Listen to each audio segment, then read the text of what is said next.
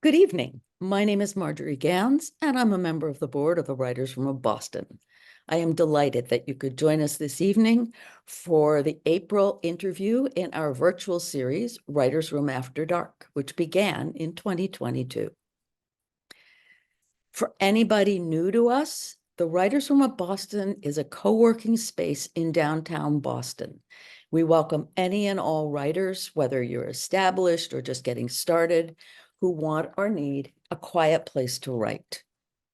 The room is open 24 hours a day, and so you can go anytime. It provides desks and silence and the quiet companionship of other writers. We've been serving the writers of the greater Boston area since 1993.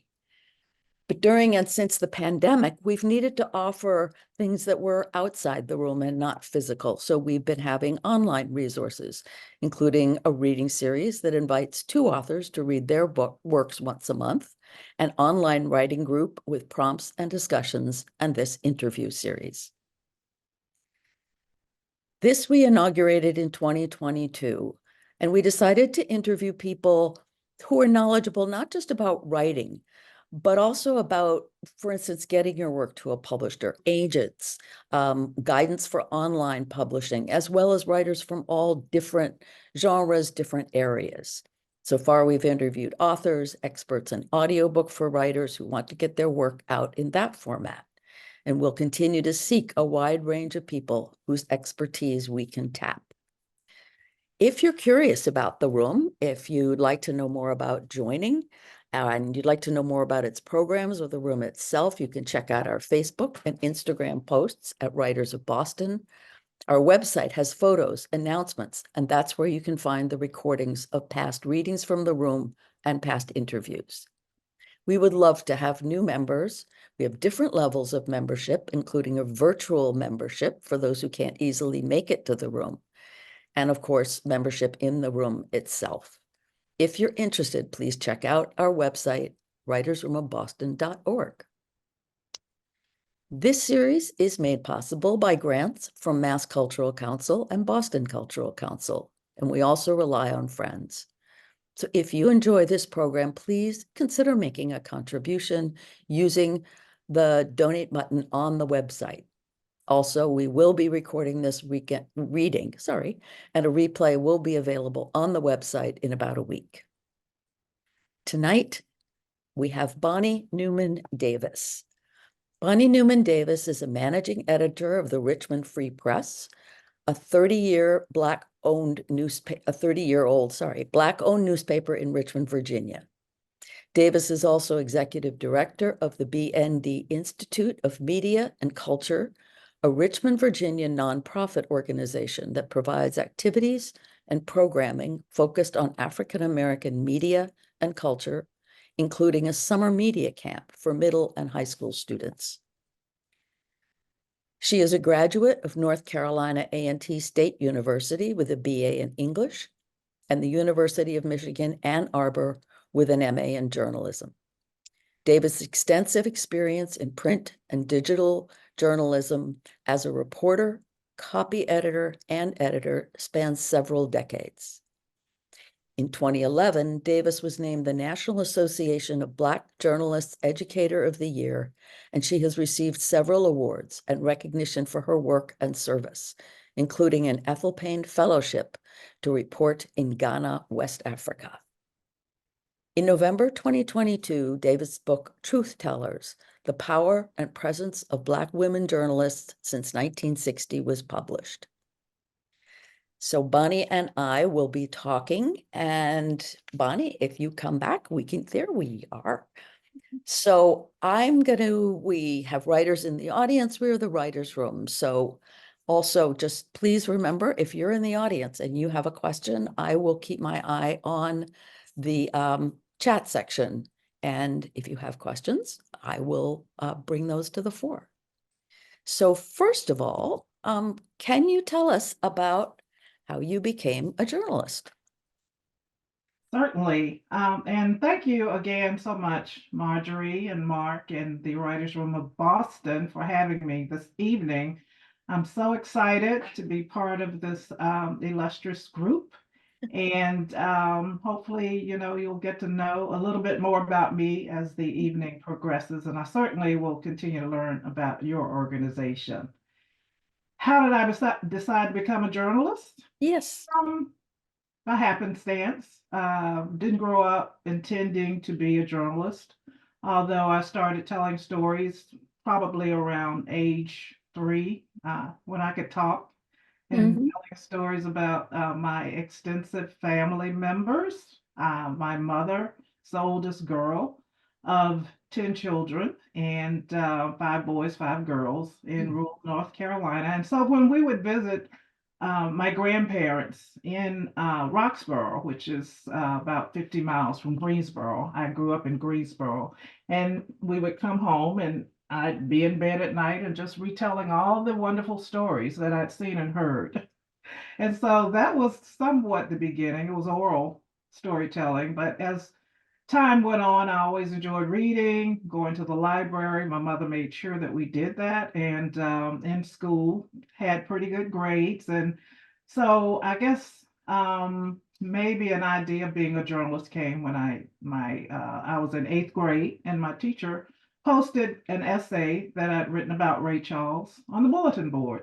Oh, So that experience, seeing your name in print for everyone to see, sort of put a spark there. But as time went on, I didn't think about it until a little bit maybe in high school when local television journalist Sandra Hughes came to my school and talked about her career, how she had gone to A&T, majored in English, and so I think that sort of set me in that direction in terms of my major. My junior year in high school, I'm sorry, my junior year in college really is when I took my first journalism course. And at that point, I was just smitten. I wrote an article for the newspaper, the school newspaper, and well, it actually wasn't intended to be in the paper, but my professor felt that it was so good, I guess, that she put it in the school newspaper. And that article about our homecoming ended up in the local Black weekly paper.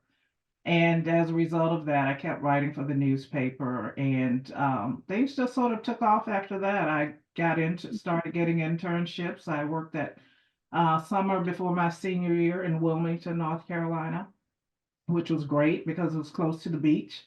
And just got to do, write all sorts of stories, get to go out and be in the community. And it just sort of grew from there. Continued to get internships.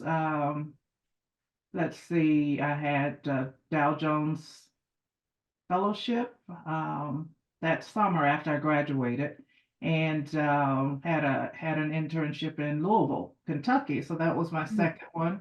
When I got a fellowship to the University of Michigan, I worked for summer in Ann Arbor. So by the time I finished grad school and everything, I had quite a few clips, and I was set on becoming a journalist and moved to Richmond, Virginia, got a job in Richmond, and I've been here pretty much ever since. But I've been able to expand beyond print journalism. I've also taught at various universities. I've written for digital platforms, and oh, so yeah, it's been a great career, and I continue to enjoy it where I am today with the Richmond Free Press.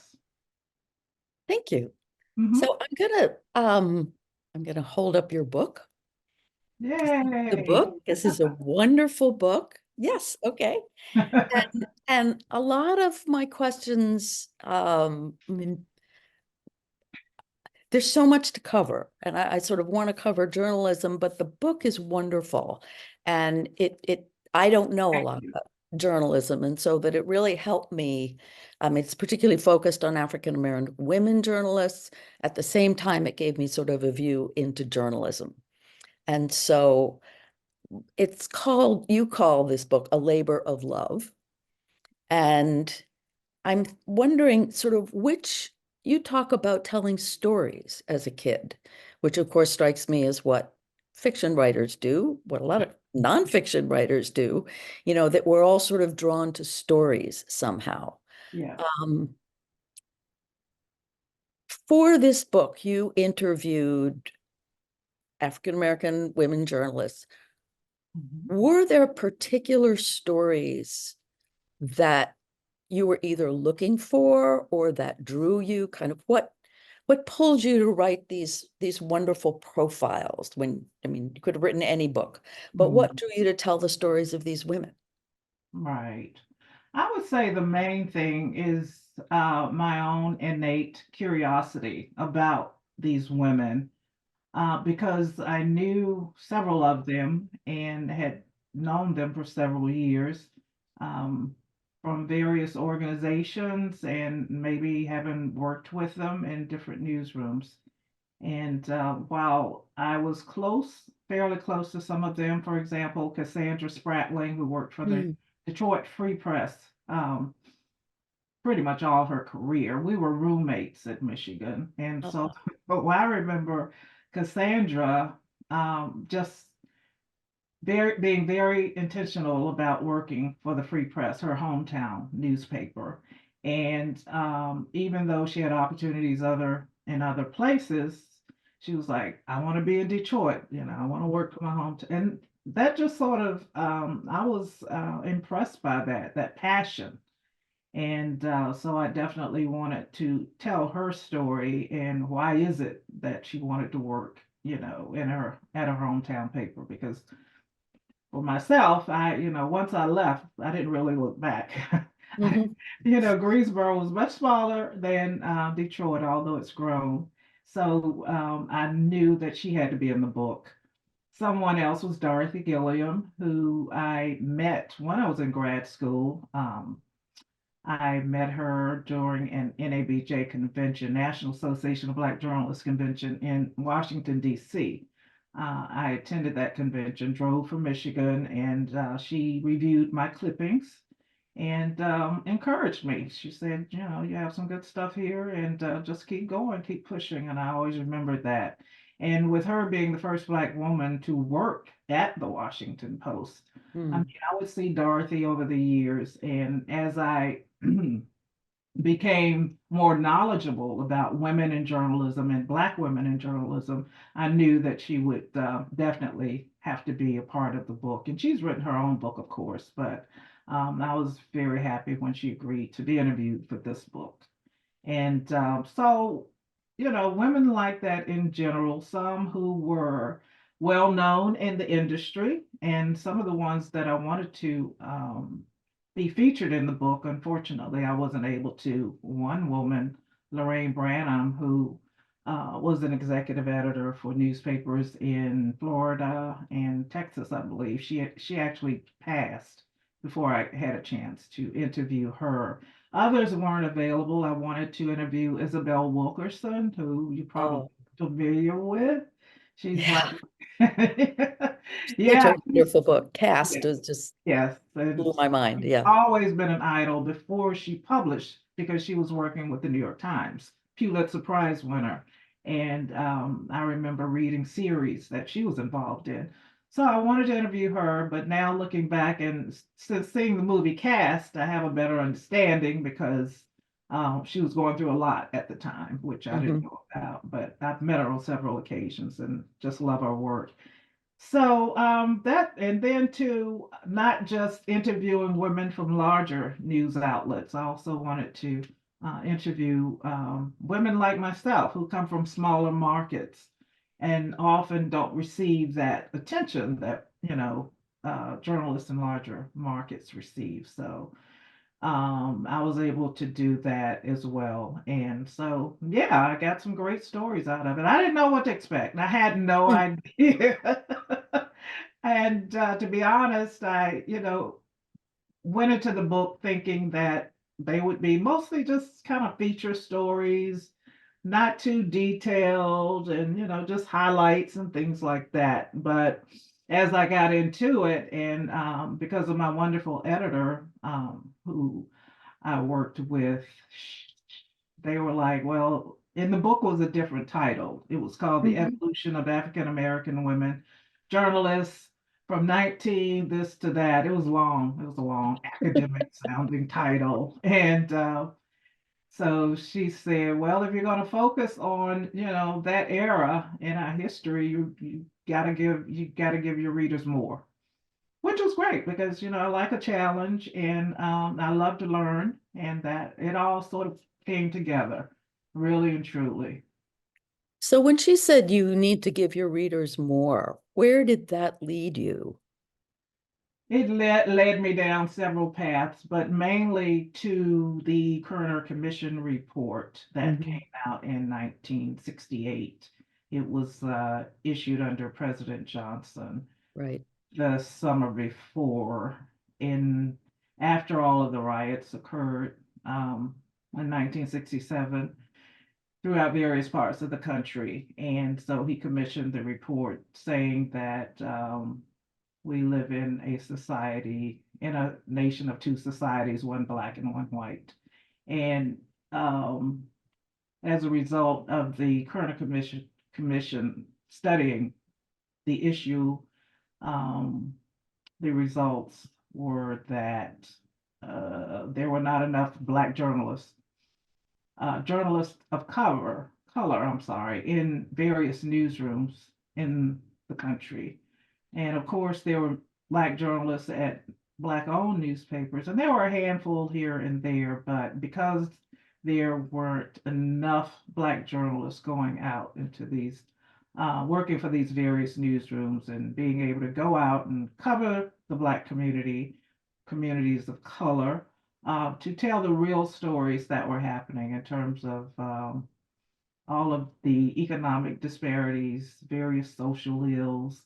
Um, yeah, that just everything had just reached a boil by the time the riots came along. So yeah, I yeah. mean, one of the things in the profiles that I read, because I'm older, I remember the 60s as a young adult. Mhm, I was struck by the reference to the Kerner report because that also got buried, basically. mhm, Um, right. that the people that you interviewed really came almost from different historical eras. Mhm, And I was wondering what did you, are there things that you took away from that? From maybe there was one woman I noticed that was born in 1945, so that she really was an adult during that time. Others were mhm, born in the 50s, some were born later. Um, Sort of what did you notice about the perspective? And I don't know when you were born, but the perspective of different African American journalists at different periods, sort of from the mid late 20th century on. mhm, mhm. You said she was born what year? So 45? I forget who it was. Somebody was born in 45, and I don't remember. Okay. Because Dorothy started working at the Post in 1960. Maybe it was Sandra Dillard. I'm not sure because several of the women are now in their mid to late Mhm. 80s. Hmm. And I think the older women in the book, of course, in terms of the social injustice, the unrest, um, the racism that they encountered and endured when trying to get jobs in these majority white establishments. It was hard, even sometimes to get sources to cooperate, to get a foot in the door. Norma Adams Wade out of Dallas. Now, she is someone who actually was on campus at UT Austin, yeah, when President Kennedy was killed, and in her hometown, Dallas. And so she was a college student, and she remembers it very vividly. Says she did not take notes, but she can remember the reaction that swept through campus. Yeah. And she, you know, tells that story how she went back to the dorm, and surprisingly, it was an integrated house that she lived in. And students were, running around, crying. Everybody was crying. But I think she kind of described herself as very calm. And even growing up, even though she lived in a segregated neighborhood in Dallas, I kind of liken or consider her story close to mine in terms of growing up, very family oriented. You know, of course, we kept to ourselves, but again, surrounded by family, church, deep faith, and community. Hmm. So uh, there are other characters in the book. Dorothy Gilliam is similar, but other characters in the book, or women in the book, who did not have those experiences. Right. Example, and I didn't know it. For example, Lynn Varner, who worked for the Washington Post, went on to work in Seattle as an editorial writer. Um, we were on the NABJ board for several years. We were together, and she encountered a situation growing up where her parents divorced. No, I don't know if they divorced or not, but she ended up in foster care. Even though she came from a strong family unit, something happened, Right. and so that was surprising to me. But it happens. I mean, that probably was very calm compared to some of the situations that young people in high school go through today. But you just Yeah. know, so it was May Israel, who grew up in Greensboro. She was older than myself, but she struggled, had a, and still has a speech impediment. Hmm. She stutters, and she talks about nobody knows why people stutters, and of course, you know, she tried to overcome it, and she was pretty much taunted by an editor in the newsroom saying she would never make it when she tried to, well, she didn't try, she did. She was leaving Greensboro to go to Charlotte, which was a bigger paper, and then she ultimately ended up at the Washington Post. But the Greensboro editor was like, well, you'll never make it because of your stutter. I mean, who says that? But people back then, they felt free. Yeah. Say That, anything yeah. they wanted to women, you know? Right. Right. Yeah, Yeah. I'm struck by some of the things that people said they were right. told. Oh, Yeah. yeah. Yeah. So the book has many examples Yeah. of those stories. And I didn't know any of this because, you know, I had my struggles too in the various newsrooms in which I worked. But at the same time, I don't think anything as egregious as Hmm. some of these women. And because they're older, maybe I don't know. I mean, I don't know that I would have, you know, stood for it, to be quite honest. Yeah. Yeah. I mean, that sort of leads into my next question. All of the women, and yourself included, had obstacles to face that other women, even other people, wouldn't have had to face. Hmm. And y'all kept going. Hmm. And, when I read about, because I was a young adult in the 60s, I have that memory that, I mean, I grew up in the North, I grew up in New York City, but still there was this sense that people could say things with impunity that Right. 25 years later you couldn't say. Right. People thought it. I mean, it didn't go away, but that you couldn't say it. Yeah. Unlike sometimes writing a novel where you're sort of sitting in your room all by yourself day after day after day getting weird, as a journalist you're sort of out there. What were the things that gave all of these women, including yourself, sort of the courage, the energy, the determinism to keep going? Oh gosh. Well, at the end of the day, I would say that once you get all of that garbage that's spewed constantly out of the way, because there were, you know, a lot of the women, they just confronted it head on. In terms of Fannie Flonno, who worked at the Charlotte Observer too. I mean, she had witnessed um, sit-ins in college and protests and things of that nature when a young black boy was killed by police, I believe. But her parents were civil rights activists, so you know that gave her backbone. In my case, I can remember the sit-ins Mm-hmm. of the 1960 with the four A&T students who sat at the Woolworths counter. I was 3 years, well, yeah, 3 years old because I'm 67. And what I remember most are the curfews and, you Mm. know, just not a lot of conversation about it at my house, but still you knew something was happening. So, at the end of the day, too, I think it's a love for the written word. Um, Mm. Journalism can be exciting. And so, it gives you that rush. And if it's something that you enjoy doing, I mean, I still enjoy um, sitting down and doing the research and finding various pieces. Say, for example, if I'm writing an editorial or if I'm looking for a story to put on a certain page that'll go with another story and pairing them and, figuring out what the reader might want. I find all of that just very interesting and fascinating.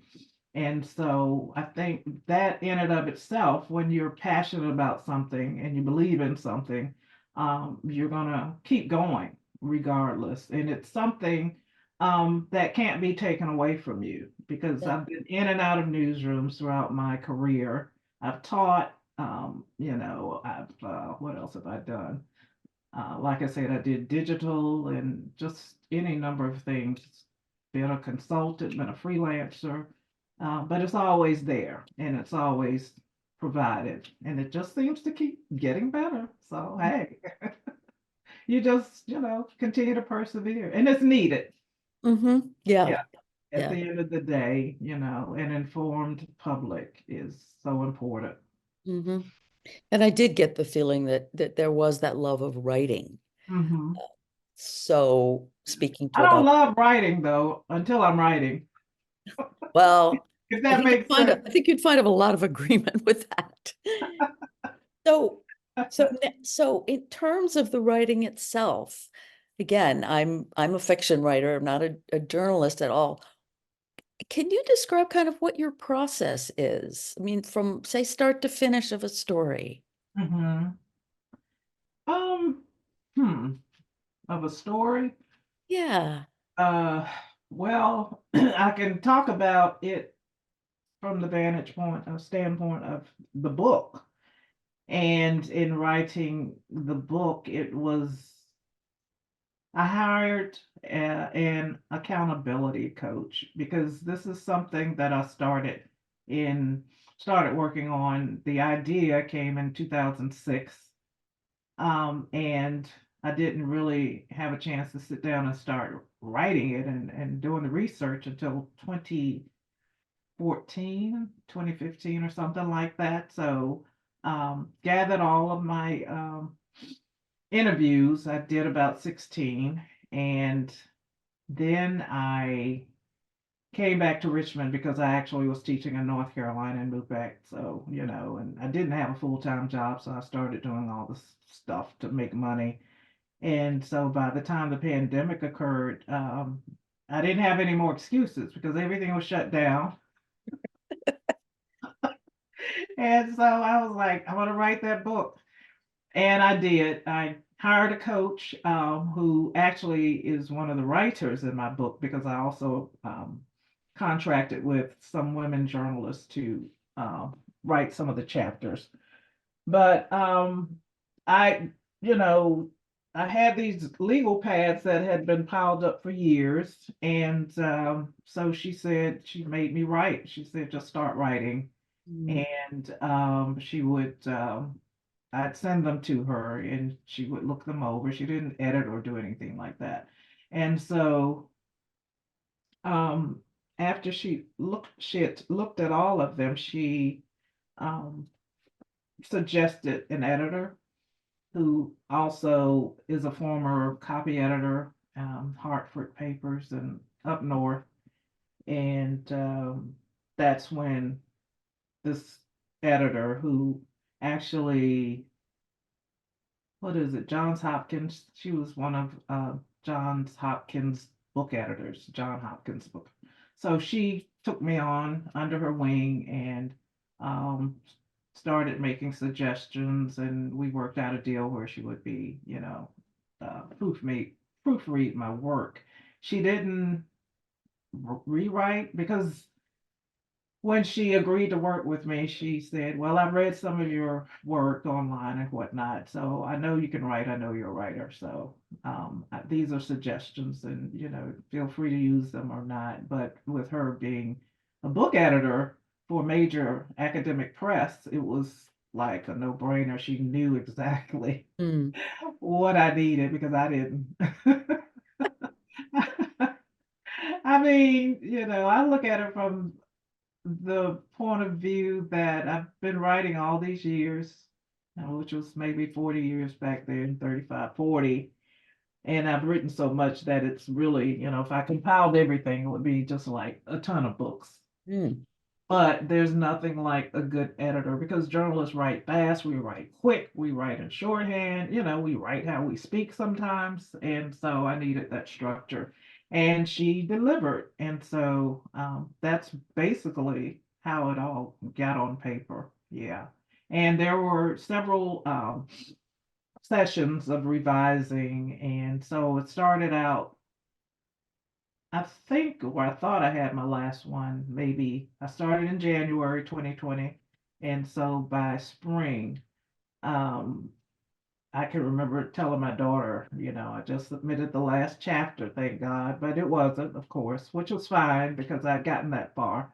And long story short, it wasn't until summer of 2022 that I actually finished, Mm-hmm. because just everything that goes into writing a book. I found the indexer online, and she's excellent. And I, met other women writers who self-published because the book is self-published. I met someone who could format, and it was all word of mouth, just this whole writers community that I didn't Yeah. even know about. So that was so exciting. And I think I mentioned to you and Mark that my last week at the Free Press is next week. Um, what is it, April 26th? So I'm looking forward to stepping back. I've been Mm-hmm. at the Free Press for 2 years, and that's what I went in saying I'll do it for 2 years. Because the book came out in November 2022. I started at the Free Press in May 2022. And so it's just been a lot, and I've done several events like this, but now I want to fully devote time to, talking about my book. I need to update it. I need to Mm-hmm. include myself in it. The chapter is there. It was supposed to be a part of it, but it got just, I don't know. It was confusing. I don't know. It got mixed up in some other stuff. So I want to do that. Well, there is a question in the chat asking if you are going to do another edition of the Truth Tellers. Will you be adding more? Yes, I will add myself, Mm-hmm. number one. And also, it's 24 women now, so maybe I'll go up to 30, perhaps, because there are women who, for example, Charlene Hunter Galt, Mm.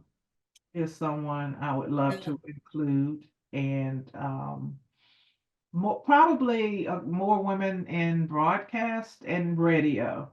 Mm-hmm. So Mm-hmm. yeah, I Good. would, I do plan to do that. Thank you for the question.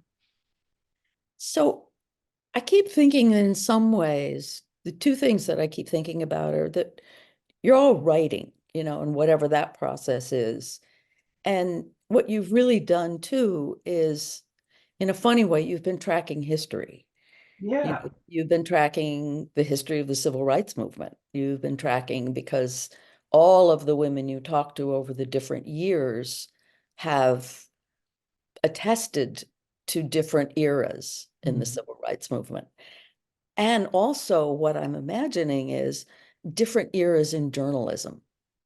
Yeah. And so I'm curious what's changed in, I mean, certainly now there's online stuff, that there wasn't 40 years ago, but What else has changed in journalism in your experience or extrapolating from the women who were before you? What's your experience of the changes? Oh, wow. I would say the immediacy of it all. It's Hmm. always been, deadlines have always been front and center, of course, in journalism and in print media. But the mergers and acquisitions and buyouts and everything that happened, what was it, 20 years ago, probably started in the late 90s. Um, that's gutted newsrooms pretty much. So you don't have staffs that are as large as they were in the past. So you have more people doing more. I'm sorry, less people doing more. And not the same resources, even though it's always been said that as newspapers continue to decrease in size and bodies, they're still making money. So, profit, bottom line, that kind of stuff. But I would say that, and so with a decrease in employees and feet on the ground, you're not going to get the same quality Hmm. uh, in digital journalism, and it's like so ad driven, even online. You have a lot of these news organizations where you can't even get to the news or the e-edition because you have all these videos and all these other things that they think people want, readers want. I know I don't want it because I don't even watch television that much, so I'm not about to sit and Right. watch some videos. If I want to watch videos, I'm going to TikTok or something, Right. make me laugh or dance. Yes. And so yeah, that, and also having taught for so many years, students, you don't see as many going into print. At one point, it was more of them wanting to be broadcasters, either on radio or in television. Now it's public relations and marketing. Yeah. Really? Oh, yeah. Yeah. So Hmm. you have that dilemma. I mean, even as editor of the Free Press, it's been very hard for me to find people in Richmond who, are experienced and willing to work um, as freelancers or even full time. Um, because I don't really know the reason why. At the Times Dispatch, where I worked for nearly 20 years, the news leader in the Times Dispatch, the daily paper. It's like a revolving door. They've had so many layoffs, and they bring in younger journalists who may stay around, either on their own or get caught up in another round of layoffs. So it's that vicious cycle kind of thing. So that's why, when you're reading a paper and a word is misspelled, or you're looking at television and, something doesn't seem to be quite right. Um, that's the reason why, not so much, well, I don't know.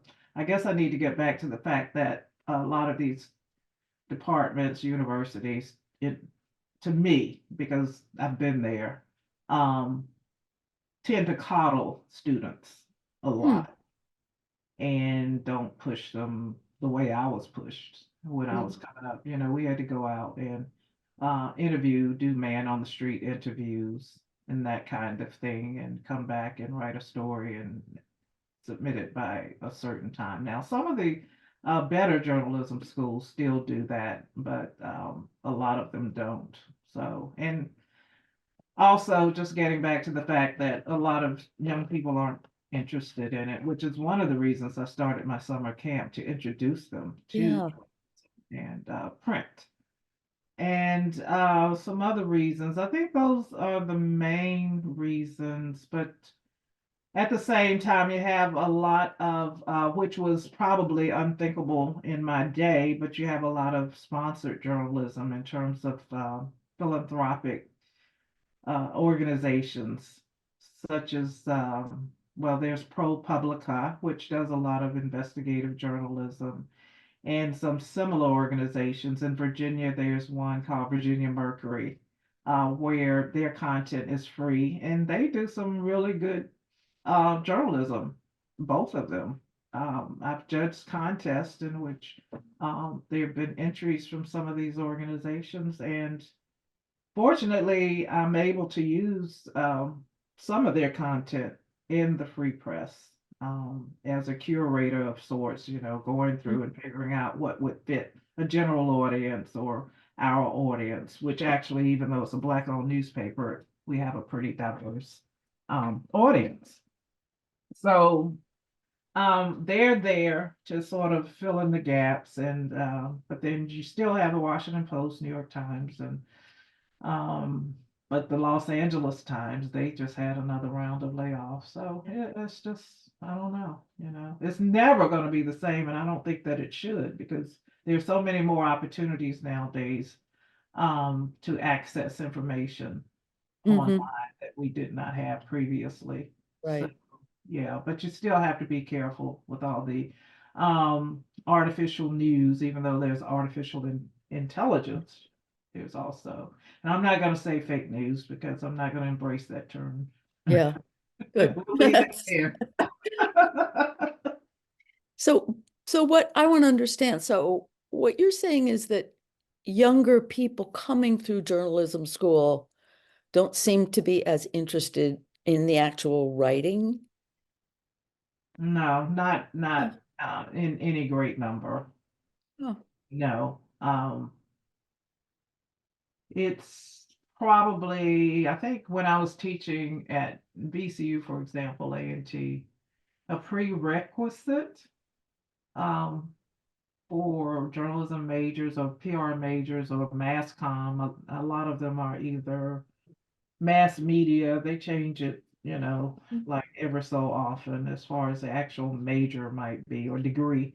But no, nope, oh, not in mass numbers. No. interesting. Yeah, yeah. For a long time it was broadcast, and I think broadcast television journalism, they still get quite a few young people. But But the yeah, writing, not yeah. so much. Hmm. Interesting.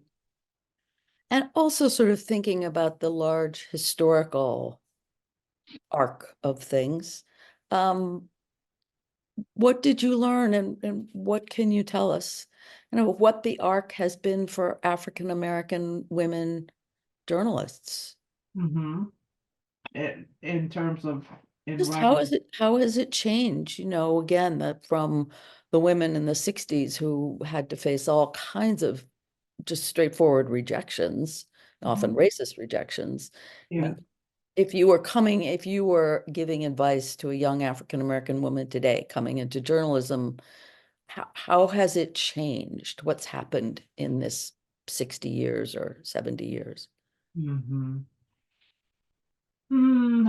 It ebbs and flows, I would say, because I can remember coming into the field in the early 80s, there being very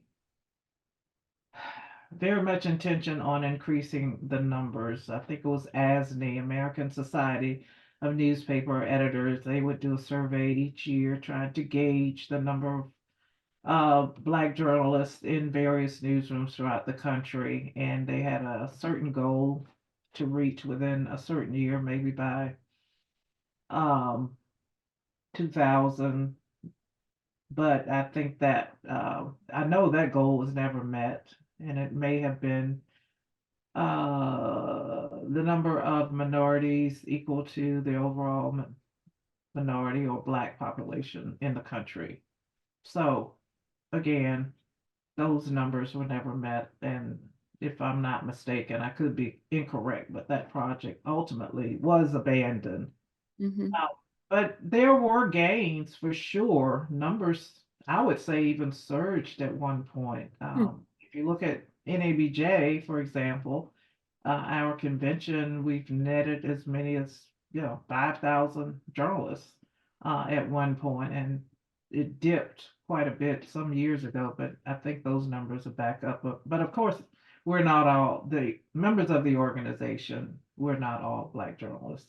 Mhm. There are Caucasians and Asians and Latinos and other people who are members as well. But it's NABJ really has done a great job of um, making our presence known, and it's been a sort of feeder for a lot of Mhm. newsrooms Mhm. through the years. Because again, when I met Dorothy Gilliam in 1980, she was a member of NABJ, which was 5 years old at the time, and it'll soon be 50 years old. Wow. And so that was NABJ was like the go-to place to get a job, to learn who was doing what and that kind of thing, and still is to a great degree to be recruited or whatnot.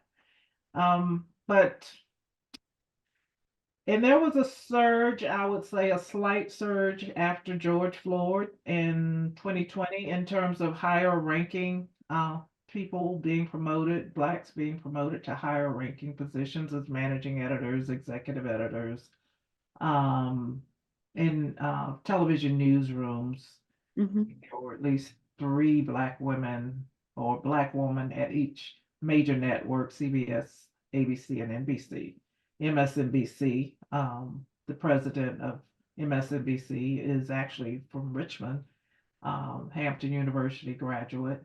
And so, but at the same time, you hear, I'm starting to hear about uh, some of these people, being their positions being eliminated or downgraded and just all sorts of things. So it does give you pause and make you wonder what's going on now. And even not so much women of color, but white women too. You Mm. all remember, I can't think of her name now off the top of my head, but she was editor of the New York Times, and Jan maybe or something, and she was sort of pushed out Huh. several years ago, and had been with that organization for many years. So the racism, the sexism, and all of that still very much alive, Yeah. really, truly. Yeah. So you just gotta keep fighting and stand your ground. That's Well, yeah, it goes with what you're saying, if you love what you're doing and you think what yeah, you're doing yeah, is important and right. it is important, And then being a role some of that. model and Yeah. being there so that others can see that it's possible. Yeah. Yeah. And it also sounds like many of the people in your book, and you had a mentor somewhere along the line who encouraged them, uh, Hmm. either. Many of them, yeah. Stacey Adams, for sure. Mhm. Young woman who worked with me in Richmond at the Times Dispatch, and um, yeah, I would say almost from the womb. With Wanda Lloyd, who actually became executive editor of USA Today, I believe. Um, Mhm. so she was pretty high ranking, and she met Stacy, I believe, right after Stacy finished college, and they struck up a really good relationship through a program called Chips Quinn, and they've been fast friends and mentor, that kind of thing, ever since. Um, and several others talk about different people. Some of the women had men as mentors. Mhm. Um, Unfortunately, I never had that at all. Well, I can't say at all, maybe from a distance, but um, Richmond, with its conservatism, and people just kind of, a lot of really good people have been in Richmond in all facets of media, but didn't tend to stick around long. At one point I felt like everyone was abandoning me, Uh-huh. going off to all these places, New York and Detroit, the Midwest, California, and that's what I intended to do too. I had no inclination to stay in Uh, Richmond. I didn't know that much about Richmond, and when I got here and did think about leaving, I can remember talking to an editor in Ohio. I was considering going to a paper in Ohio, and he was like, "You're in Richmond? I thought that's where people go to die." Jeez. Okay. Well, we do have a lot of dead soldiers in Yeah. Richmond. So. But anywho, as far as a mentor, which is why I didn't really have one, which is why I Mhm. just sort of made sure that I stayed involved in various journalism organizations, and I started a chapter of the Richmond Association of Black Journalists, became a regional director, served on the board, and so I learned a lot just by being on the board, going to conferences, and seeing all the big wigs, walking around and giving advice, and being on panels, and just taking in as much as I could from them, and that was my saving grace. Mhm. I surely wasn't getting it in Richmond. At But least, fortunately, I was able to pass that on to my students. yeah. Well, you will, yes, you will pass that on. And so Lisa Braxton made a comment. She said, we have some Boston pioneers. Ah, So I assume hey, that's, Lisa. Lisa, we used to work together in Richmond. uh-huh. Yeah, and she got out. One of the ones who left. She's So we've got about 8 or 10 minutes left. And one of the things, um, well, first, is there anything that you want to make sure that you talk about that I haven't asked you about? hmm. Not off the top of my head, but maybe it'll come to me Okay. as we're sitting here. But no, I think you covered quite a few questions. Yeah. Well, and sort of as we start to wind down a little, when you look back over your career as a writer, as a journalist, what would you say were what I never know what word to use. I would say partly like the most rewarding. Um, okay, I'll go with rewarding. Sort of the most rewarding and what's been the most difficult? Okay. Excuse me, I'll start with the most difficult, and I would say that when give your best, work really hard on a project or story, and it just goes unnoticed, or no one says good job, in not just in journalism, but in pretty much all the jobs that I've had. Mhm. That's been probably, the worst. Um, but at the same time, you don't let it stop you, um, because you know that there are people out there who do see your work, and do enjoy your work, and they will tell you, if they run across you, or they may pick up the phone and call, or they may email you. Mhm. Very few of them write letters to Yeah, the editor, and if they're displeased with something you wrote, they're quick right. to pick up the phone and tell somebody. But I would say that that probably is the worst, because even though I've stayed up late at night many, many times, and I just felt like, you know, I never got tired or felt disengaged, or I don't want to do this anymore, because just writing and researching and learning about so many different things just fascinates me, and I want to do the best job that I can do as possible. It's almost like, just proving something to myself, as opposed to other people, and Uh-huh. getting a deep, deep degree of satisfaction of, you know, overcoming obstacles and various challenges. I would say one of the best things too, um, in my job, returning to reporting, and editing after a long absence, in terms of doing it full time, has been to reconnect with so Mm, many people that I met early in my career. And that probably has been the beauty of me staying in Richmond mhm, for so long because, the ability to just pick up the phone and call someone or email someone and get a quick answer and not have to explain who I am because they know who I am. mhm, Some people still think I still work for the Times Dispatch, mhm. and I haven't been there. I left there in 1999. So, Well, that gives me a really good, sense of satisfaction. I mean, it sounds like it's brought together for you that sort of childhood love of stories, Yeah, telling stories yeah, and then being able to write them up.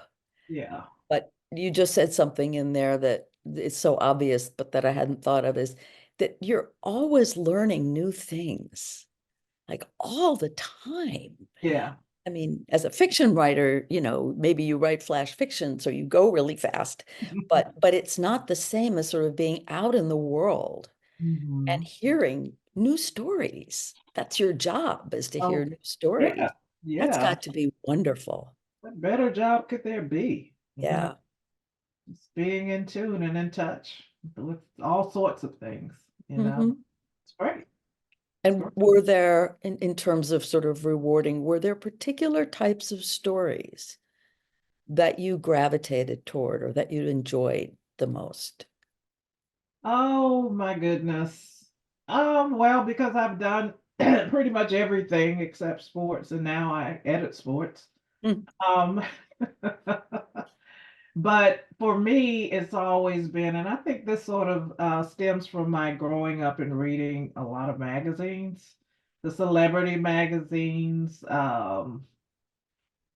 I don't know what they were called when I was young as 6 or 7, but I remember reading about Lucille Ball and Carol Burnett, and uh-huh. Yep. and then they would be these amazing stories about her and Desi and Yep. backgrounds and everything. And then as I grew older, it was Essence magazine and Cosmopolitan. So I can remember telling my editor when I was hired in Richmond, they were like, "Well, what do you ultimately want to do?" And I said, "Write for People magazine." And Mhm. People had just come out really at that time in I don't know if it was the late 70s or what, but it was pretty popular back then. And so I said, that's what I want to do. So, to answer your question, I've always been intrigued by celebrity entertainment, human interest stories, and celebrity, not to the extent that I go gaga over them, Mhm. because I realize celebrities are people, ordinary people like me. But they've got their stories may be a tad more interesting. And if you can get to the real story, like Yeah. Lynn Lynn Norman did in this book when she writes about, because she worked for Ebony magazine, so she covered Al Green, all sorts of people. She met Oh, all sorts of people: yeah. Tina Turner, Janet Jackson, Whitney Houston. You know, Yeah. so there's some similarities in what we like. And even today, I was editing two fashion stories because I did cover fashion for a while, going to New York fashion shows and things like that. And I just, it just got the adrenaline going and Mhm. took me back to that time because lo and behold, at one of the fashion shows that I attended in the 90s, Jacqueline Kennedy Onassis was sitting in the audience at a Carolina Herrera show Wow. a few years before she passed. And, growing up in the 60s, that's all you heard was her Yeah. name. So, yeah, yeah. So, yeah. And I've met quite a few celebrities too. Cool. I'm not, a lot of my students, they wanted to cover entertainment and be an entertainment reporter. And I would sort of sniff my nose at that, but then I'm like, oh, that's what I wanted to do. Well, Uh, thank you. I think one of the things you've done just now is sort of brought us back to being a writer, and I think most of us are writers, whether we're poets or creative nonfiction or fiction. We yes, love the stories. We love the stories and we love the characters. for sure. Um, and we're Yeah. all drawn to that. So our time is about up. Oh, And wow. That was quick. yeah, that was fun.